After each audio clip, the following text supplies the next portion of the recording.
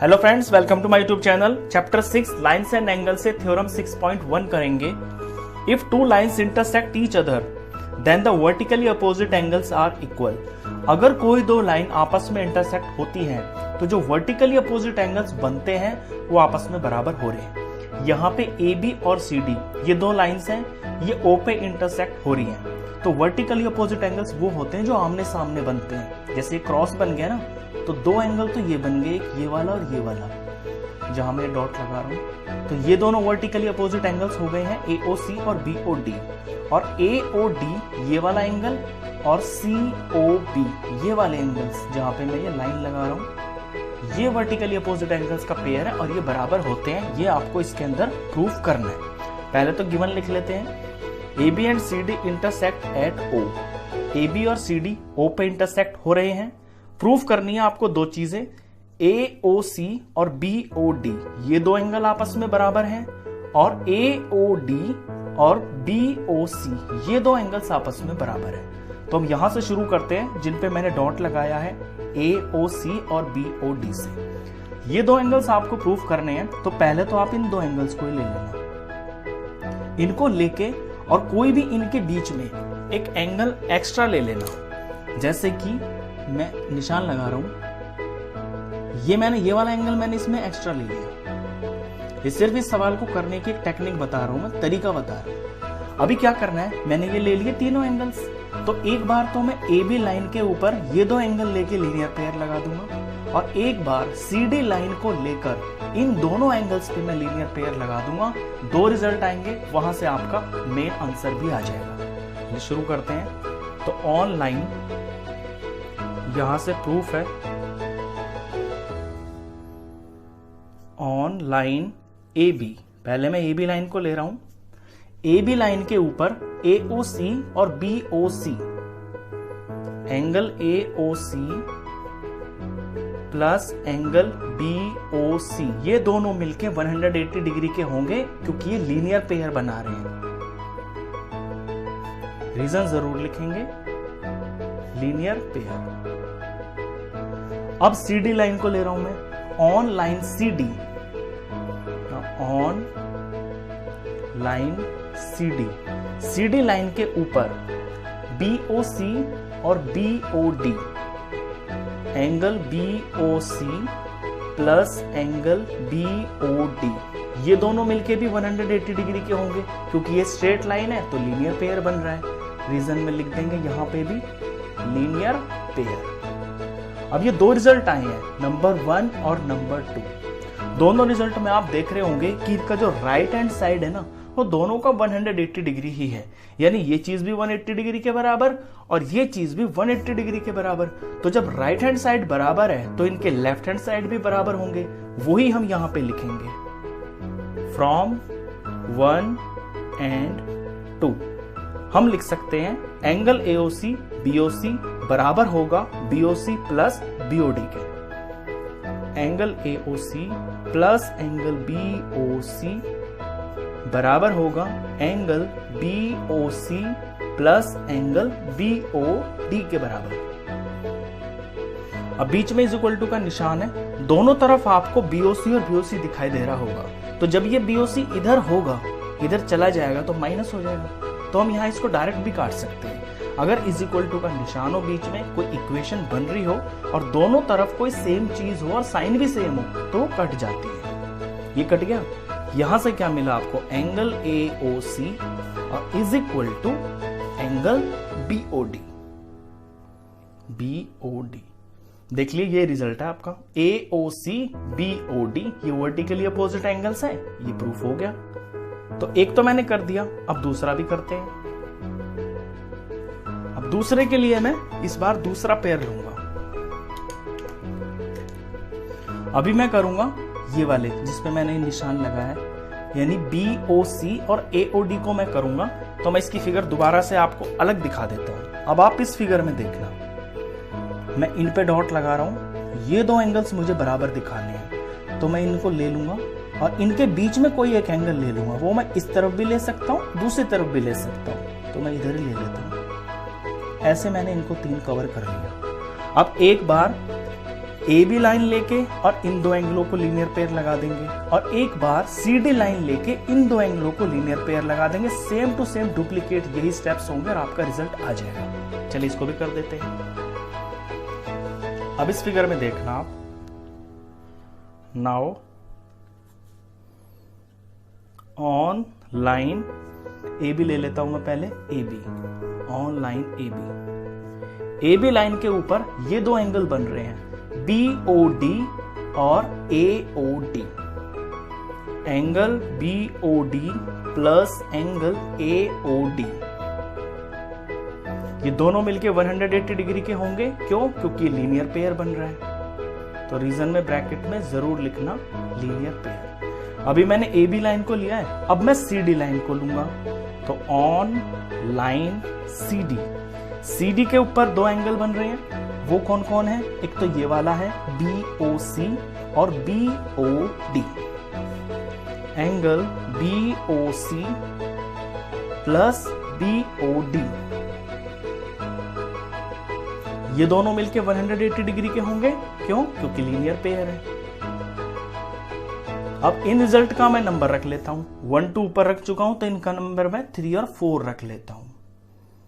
यहां भी आप सेम टू सेम उसी तरह से देख रहे होंगे कि लेफ्ट साइड जो है राइट साइड के बराबर है। यहां पे दोनों की राइट साइड बराबर है, तो इनकी लेफ्ट साइड भी बराबर होंगे। तो फ्रॉम 3 and 4 हम लिख सकते हैं, फ्रॉम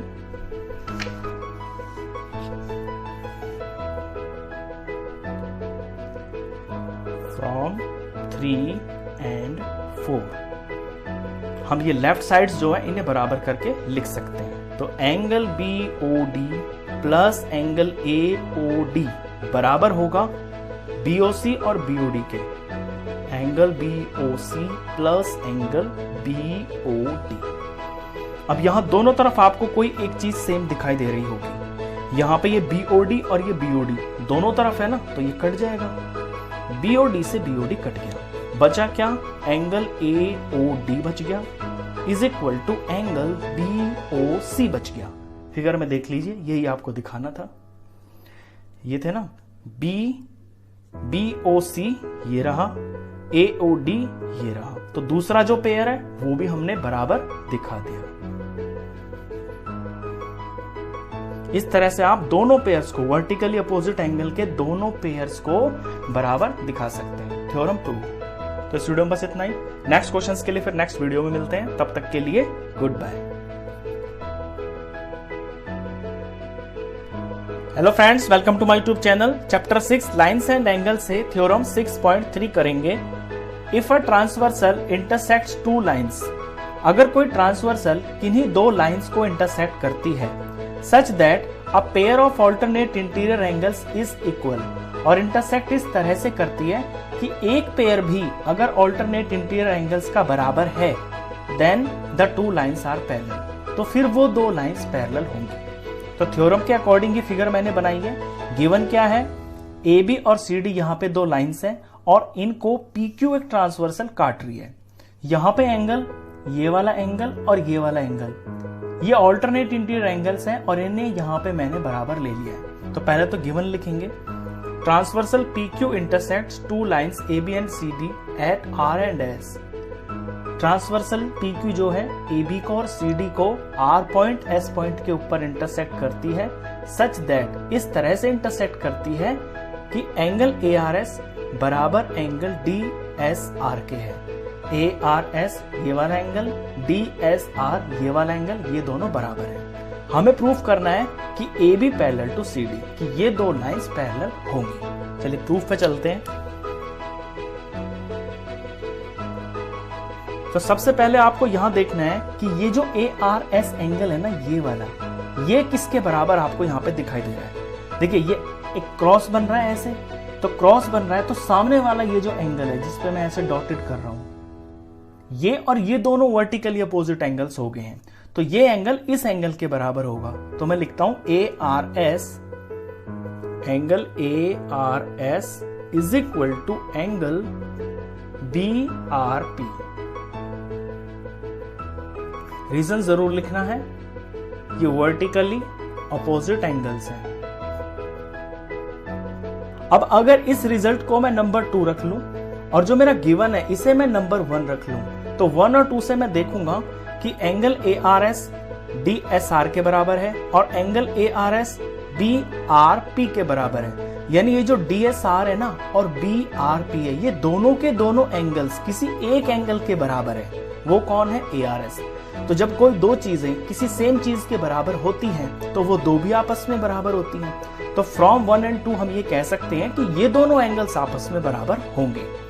तो फ्रॉम 1 and 2 एंगल DSR बराबर होगा एंगल BRP के।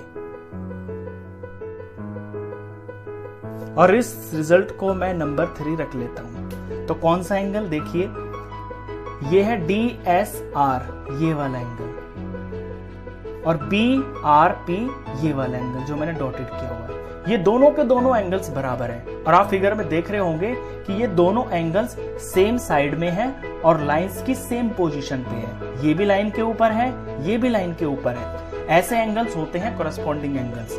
जब इस तरह के एंगल्स जो कोरस्पॉन्डिंग एंगल होते हैं, अगर वो बराबर हो, जिन लाइनों पे वो बनते हैं, फिर वो पैरेलल ही होती हैं।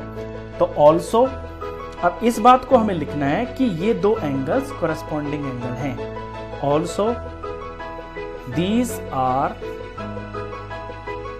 corresponding angles।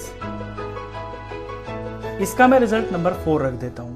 3 में क्या है कि ये दोनों एंगल्स बराबर हैं। 4 में क्या लिख दिया मैंने कि ये कॉरस्पॉन्डिंग एंगल्स है। जब कॉरस्पॉन्डिंग एंगल्स बराबर होते हैं तो फिर लाइंस तो पैरेलल होंगी ही होंगी। तो फ्रॉम 3 and 4, 3 और 4 से हम कह सकते हैं कि AB parallel to CD। Theorem prove, hence prove. तो इस वीडियो में बस इतना ही। नेक्स्ट क्वेश्चंस के लिए नेक्स्ट वीडियो में मिलते हैं। तब तक के लिए good bye. Hello friends, welcome to my YouTube channel. Chapter 6 lines and angle से थ्योरम 6.2 करेंगे। If a transversal intersect two parallel lines, अगर कोई ट्रांसवर्सल दो पैरेलल लाइन्स को काटती है, then each pair of alternate interior angles is equal. तो alternate interior angles के जो पेयर होंगे ना, वो दोनों बराबर होंगे। यहाँ पे AB और CD दो पैरेलल लाइंस हैं, इनको एक लाइन PQ काट रही है, तो ये ट्रांसवर्सल होगी। तो जो अंदर की तरफ एंगल्स बनेंगे ना, और एक दूसरे के अपोजिट होंगे, प्लेस में भी और पोजीशन में भी। जैसे यहाँ येलो वाले एंगल को देखिए, AMN, ये इतना वाला जो एंगल है ये वाला, और यहाँ पे DNM इतना वाला। तो ये ऑल्टरनेट इंटीरियर एंगल्स है। ऐसे जो ब्लू वाला है ये इस तरफ और ये इस तरफ, ये ऑल्टरनेट इंटीरियर एंगल्स होते हैं और ये बराबर होते हैं। ये आपको थ्योरम में प्रूफ करना है। चलिए पहले तो गिवन ही लिख लेते हैं। AB एंड CD पैरेलल है, AB parallel to CD and transversal PQ intersects then at M और N। AB और CD पैरेलल है, PQ एक ट्रांसवर्सल है जो इनको M पॉइंट पे और N पॉइंट पे काट रही है। टू प्रूव आपको क्या करना है, इस क्वेश्चन में मैं एंगल्स की नेमिंग कर लूंगा। तो यहाँ पे मैं नंबर 1 रख लेता हूँ, ये मैं एंगल 2 रख लेता हूँ, और ये मैं एंगल 3 रख लेता हूँ, और ये 4 रख लेता हूँ, और ये मैं 5 रख लेता हूँ, और नीचे वाला ये जो एंगल है ये मैं 6 रख लेता हूँ। नेमिंग से क्वेश्चन को करना थोड़ा आसान हो जाता है। अब इसके हिसाब से मैं टू प्रूव लिख लेता हूँ। तो यहाँ पे 1 और 4 ये ऑल्टरनेट इंटीरियर एंगल्स है।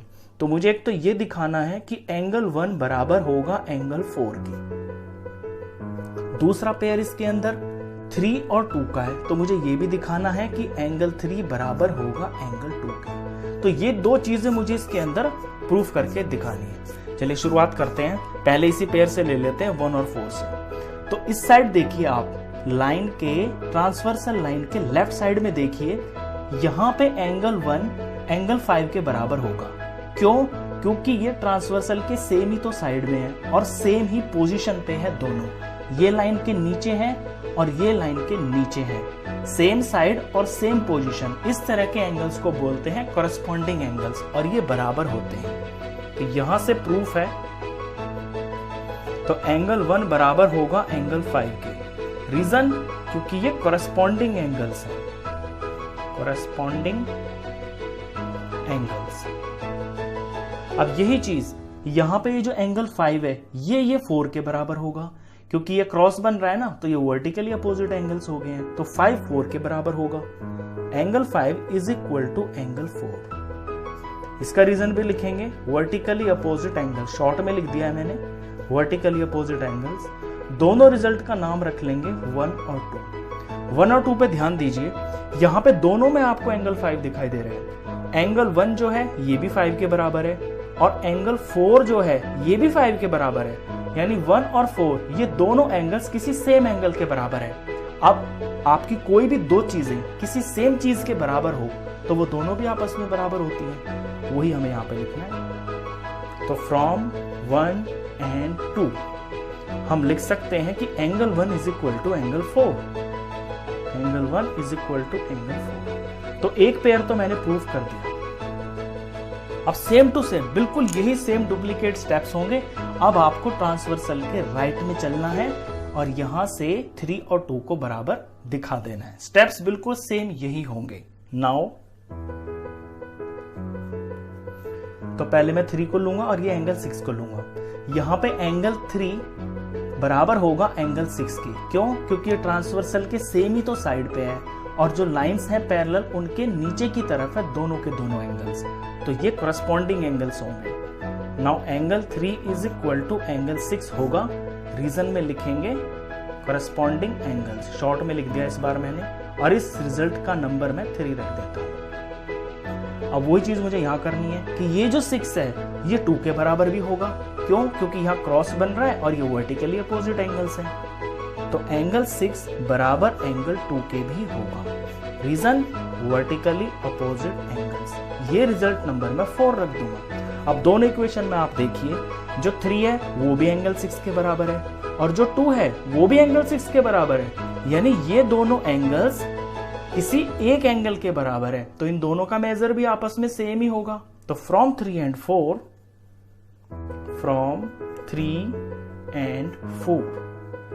हम कह सकते हैं कि angle 3 is equal to angle 2, angle 3 is equal to angle 2। तो ये दूसरा पेयर हुआ वर्टिकली ऑल्टरनेट इंटीरियर एंगल्स का, ये दूसरा पेयर हुआ जो हमने बराबर दिखा दिया। ये दो हमें दिखाने थे, थ्योरम प्रूव, हैंस प्रूव। तो इस वीडियो में बस इतना ही। नेक्स्ट क्वेश्चंस के लिए मिलते हैं फिर नेक्स्ट वीडियो में, तब तक के लिए गुड बाय।